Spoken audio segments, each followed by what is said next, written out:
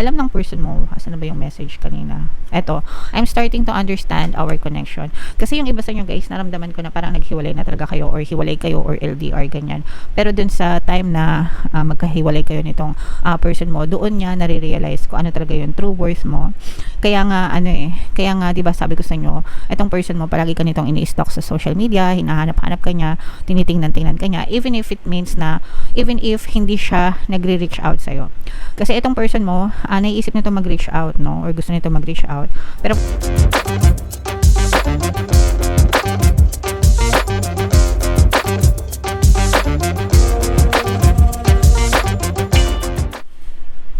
hello guys, hello Aries, welcome back to Pinay Pixie Tarot. Ang pamangit ng episode natin for tonight is feelings reading, anong nararamdaman niya sa'yo. So titingnan natin yung current feelings guys sa inyo ng inyong partner o specific person. Pwede ma-pick up yung energy nyo, pwede ma-pick up yung energy ng person nyo, pwede magkabaliktad yung roles guys. If in case hindi kayo naka-resonate dito, try nyo panoorin yung video dun sa zodiac sign ng person nyo, baka nandun yung energy nyo mga kapiksi. So unahin natin tong deck na to, tingnan natin yung mga mensahe sa inyo ng inyong person guys.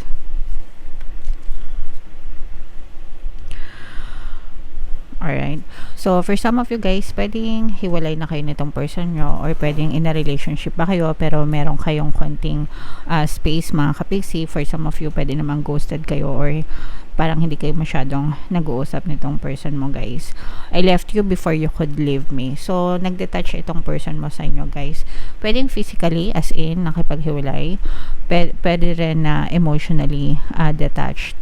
Ibig sabihin parang kumakawala dun sa connection or nagde-detach dun sa connection. Dumidistansya mga kapiksi or dumistansya guys. And this is probably because of the issues, di ba? Pagka usually nangyayari naman to kapag nagkakaroon kayo ng mga issues, misunderstanding sa relationship mga kapiksi. Pero kahit na ganun guys, palagi ka pa rin naiisip ng person mo, especially sa gabi, no? Sometimes I stay awake thinking about you. Lalo na guys kung pinapakinggan nyo yung ating pampabalisa subliminal. Kasi yon literal na kaya nakalagay doon 24/7 mga kapiksi kasi even if nagising sila, pagising nila hanggang pagtulog nila guys, talagang iisipin at iisipin nila kayo mga kapiksi. And you'll know that it's working kapag palagi nyo rin naiisip yung specific person nyo because of thought transmission guys. Okay? So yeah, kahit anong status ng relationship nyo guys, kahit okay kayo or hindi kayo okay, pwede nyo guys pakinggan yung pampabalisa subliminal para palagi kayong naiisip ng person nyo guys. And I'm starting to understand the connection, our connection, especially na nagkahiwalay kayo or kung may distance kayo ngayon mga kapiksi, doon na mas naiintindihan ng person mo kung anong klaseng connection meron kayo. Okay, sometimes kasi kailangan magkahiwalay or kailangan magkaroon ng distance para malaman yung true value ng relationship ng specific person, kung kaya bang mabuhay ng wala, 'di ba? Or kung hindi kayang mabuhay ng wala yung specific person. So may mga ganong klaseng hanash yung person nyo mga kapiksi. So comment down below guys if feeling nyo naka-resonate kayo dyan. Tingnan naman natin yung ganap sa relasyon nyo guys, no? So pwedeng emosyon nyo, pwedeng emosyon nila, pwedeng emosyon nyo parehas guys.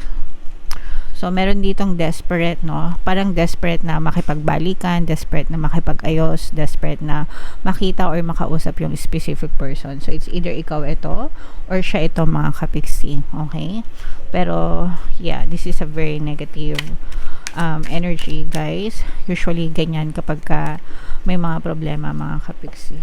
And trap, no? Ibig sabihin nito, trap dun sa sitwasyon, sa negative thinking, sa overthinking na paulit-ulit na nangyayari dun sa relationship, guys, no?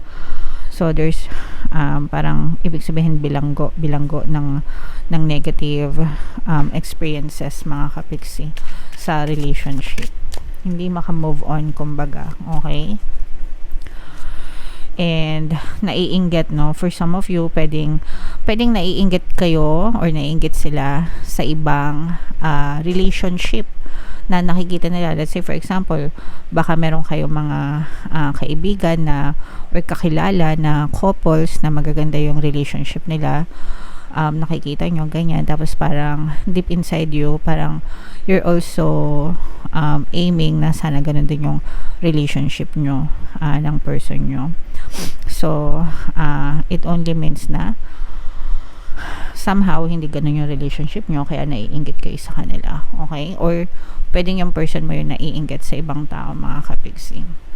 So medyo may pagka nega guys yung mga emosyon na lumalabas. So pwedeng parehas kayo. So tingnan natin guys kung anong nararamdaman nyo sa inyo ng person nyo. Shuffle ko to, mga kapigsi. Habang sinashuffle ko to, panoorin nyo muna yung video natin regarding sa ating paano mag-manifest ng abundance video course.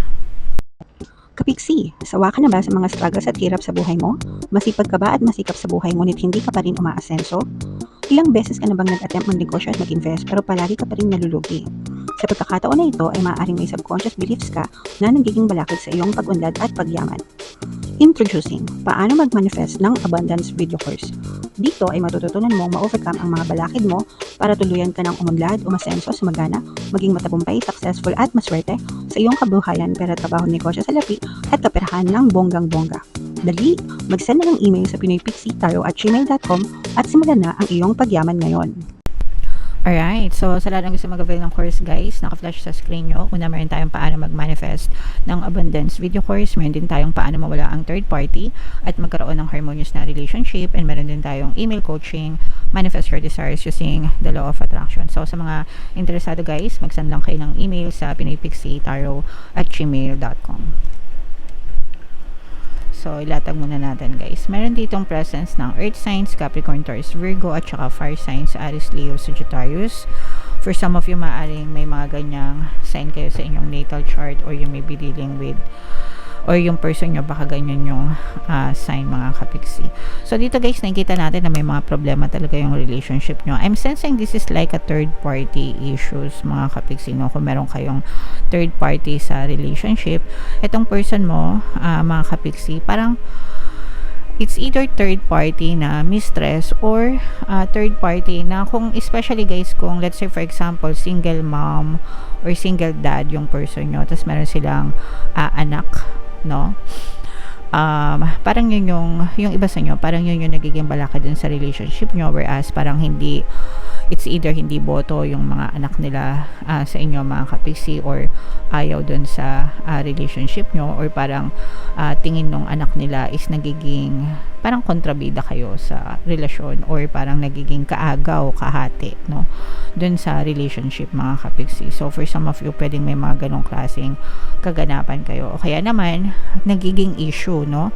Let's say for example, hindi naman sa ayaw ng anak nila sa inyo, pero may mga issues kayo dun sa mga bata, no? Siguro depende sa pagpapalaki or sa ugali or sa nakikita nyo, whatever, pero nagiging issue yung mga bata or yung bata dun sa relationship nyo, mga kapigsi.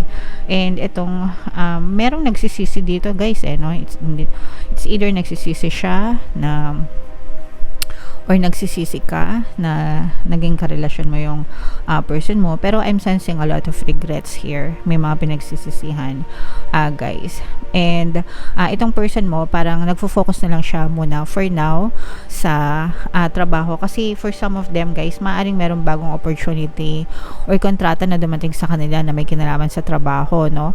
And maaring isa din yon. Ito guys, this relationship has a lot of blocks, no? Mga balakid, mga kapigsi. So, pwede nyo pakinggan yung pampawala ng balakid subliminal, kasi it's not only yung anak or third parties yung nakikita natin, but also yung trabaho, na parang nagiging less priority kayo ng person mo, because mas priority niya right now is yung trabaho niya or yung anak niya, guys, and parang mas nagfo-focus siya sa parang self-development ba, ganyan. Parang yung ambition niya sa buhay niya or yung mga goals niya, gusto niyang ma-achieve even if it means na wala ka sa buhay niya. Pero itong person mo guys, ini-stalk ka na to, lalo na kung hiwalay na kayo or hindi na kayo magkasama or no contact kayo, LDR, ganyan. Palagi kang ini-stalk nitong person mo, okay? Palagi kanyang tinitingnan, especially sa social media, mga kapiksi. Kung meron kayong mga social media accounts, kahit na i-block nyo tong person na to guys, palagi pa rin niya kayong tinitingnan.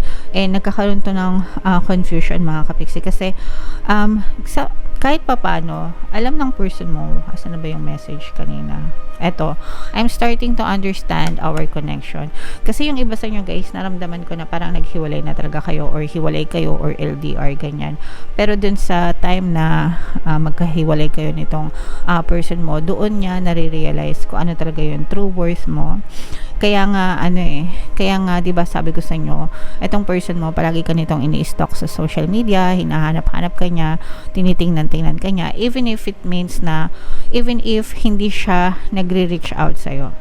Kasi itong person mo, naiisip nito mag-reach out, no? Or gusto nito mag-reach out. Pero for some reason, hindi niya ginagawa. Kasi parang feeling niya, kapag nag-reach out siya sa'yo, and bumalik siya sa'yo, parang ibig sabihin nun, kailangan niya i-give up yung kanyang mga dreams or yung pangarap niya sa buhay, which is malaking bagay para sa kanya. Kasi parang ngayon lang siya nakakaranas ng ganong klaseng buhay, mga kapiksi, no? Yung umunlad, umasenso, and parang gusto niya munang gusto niya muna maging successful. Maaari itong bumalik sa inyo, mga kapiksi, in the future. Pero parang pagbalik niya, gusto niya successful na siya, yung tipong may pagmamalaki siya sa'yo. Medyo egoistic din kasi itong person mo, no? Para masabi niya na hindi nasayang yung pag-alis niya or hindi nasayang yung decision niya if ever na humiwalay or umalis, ganyan. Okay? So, yun yung nakikita natin dito sa inyong spread. Aries, comment down below guys if feeling nyo naka-resonate kayo. Sa mga naka-resonate guys, pwede nyo guys pakinggan yung pampawala ng balakid subliminal if in case in a relationship pa kayo para talagang mawala yung mga relationship blocks nyo, mga kapiksi. Alright? So, comment down below, Aries, if feeling nyo naka-resonate kayo. For more tarot readings guys, ito yung playlist nyo. Ito naman yung ating success stories ng paano mag-manifest ng abundance video course. Click here to subscribe guys. Ito yung ating mga relationship subliminals. Thank you for liking, sharing, and subscribing. See you again next time. I love you all, mga kapiksi. Have a nice day. Bye-bye.